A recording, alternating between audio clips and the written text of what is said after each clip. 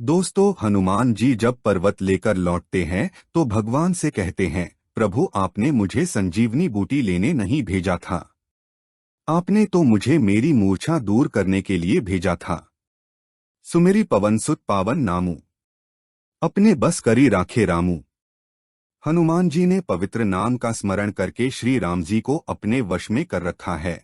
प्रभु, आज मेरा ये भ्रम टूट गया कि मैं ही सबसे बड़ा भक्त राम नाम का जप करने वाला हूँ। भगवान बोले, कैसे? हनुमान जी बोले, वास्तव में तो भरत जी संत है और उन्होंने ही राम नाम जपा है। आपको पता है, जब लक्ष्मण जी को शक्ति लगी तो मैं संजीवनी लेने गया, पर जब मुझे भरत जी ने बाण मारा और मैं गिरा तो भरत जी ने न तो संजीवनी मंगाई न वैद्य बुलाया। कितना भरोसा है उन्हें आपके नाम पर। आपको पता है उन्होंने क्या किया? जो मोरे मन बच अरुकाया, प्रीति राम पद कमल अमाया। तो कपि हो बिगत श्रमसूला, जो मो पर रघुपति अनुकूला। सुनत बचन उठी बैठ कपीसा, कही जय जयति कोसलाधीसा। यदि मन वचन और शरीर से श्री राम जी के चरण कमलों में मेरा निष्कपट प्रेम हो, तो यदि रघुनाथ जी मुझ पर प्रसन्न हो, तो यह वानर थकावट और पीड़ा से रहित हो जाएं। यह वचन सुनते हुई मैं श्री राम जय जय राम कहता हुआ उठ बैठा। मैं नाम तो लेता हूँ पर भरोसा भरत जी जैसा नहीं किया, वरना मैं संजीवनी लेने क्यों जाता। बस ऐसा ही हम करते हैं। हम नाम तो भगवान का लेते हैं पर भरोसा नहीं करते। बुढ़ापे में बेटा ही सेवा करेगा, बेटे ने नहीं की तो क्या होगा?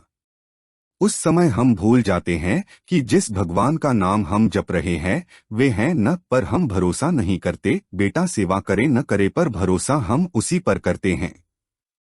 दूसरी बात, प्रभु, बाण लगते ही मैं गिरा, पर्वत नहीं गिरा, क्योंकि पर्वत तो आप उठाए हुए थे और मैं अभिमान कर रहा था कि मैं उठाए हुए हूँ। मेरा दूसरा अभिमान टूट गया। इसी तरह हम भी यही सोच लेते हैं कि गृहस्थी के बोझ को मैं उठाए हुए हूँ। फिर हनुमान जी कहते हैं, और एक बात प्रभु, आपके तर्कस में भी ऐसा बाण नहीं है जैसे बाण भरत जी के पास है। आपने सुबाहु मारीच को बाण से बहुत दूर गिरा दिया। आपका बाण तो आपसे दूर गिरा देता है, पर भरत जी का बाण तो आपके चरणों में ला देता है। मुझे बाण पर बैठाकर आपके पास भेज दिया। भगवान बोले, हनुमान, जब मैंने ताड़का को मारा और भी राक्षसों को मारा तो वे सब मरकर मुक्त होकर मेरे ही पास तो आए। इस पर हनुमान जी बोले, प्रभु, आपका बाण तो मारने के बाद सबको आपके पास लाता है, पर भरत जी का बाण तो जिंदा ही भगवान के पास ले आता है। भरत जी संत है और संत का बाण क्या है?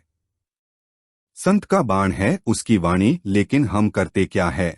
हम संत वाणी को समझते तो है पर सटकते नहीं हैं, और औषधि सटकने पर ही फायदा करती है।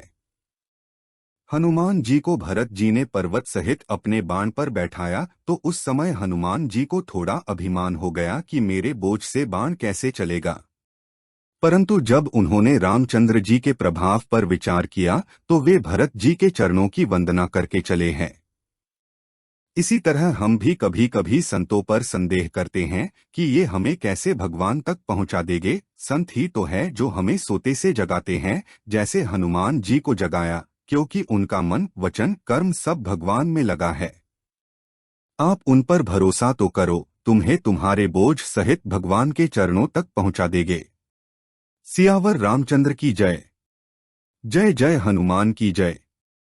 दोस्तों, कमेंट करके बताएं कि आपको हमारी यह प्रस्तुति कैसी लगी। पसंद आई तो इसे लाइक और शेयर करें तथा चैनल को सब्सक्राइब करके मेरा मनोबल बढ़ाएं। नमस्कार दोस्तों।